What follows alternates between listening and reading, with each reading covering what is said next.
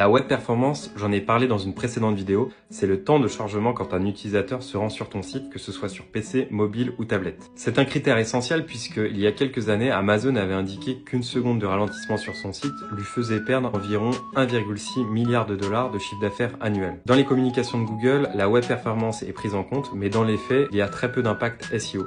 En effet, les personnes améliorant leur web performance ou leur HTTP en le passant en sécurisé, en HTTPS, n'ont pas eu de gros gains, voire quasiment aucun gain de place dans les résultats de recherche.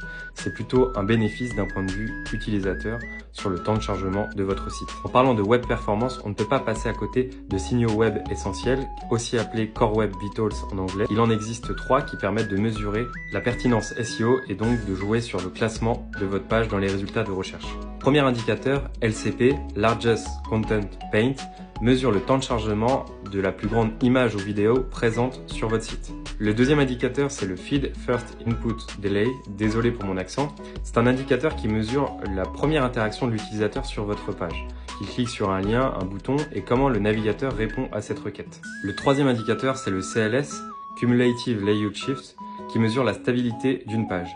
C'est-à-dire, après le chargement, quelles sont les images qui changent de position. Pour terminer, il y a quelques jours, j'ai présenté des outils qui permettent de mesurer la web performance. Aujourd'hui, pour Google, on n'est pas en mesure de savoir si ce seront des critères qui seront essentiels pour le SEO, puisque, comme je vous l'ai dit, le contenu est roi.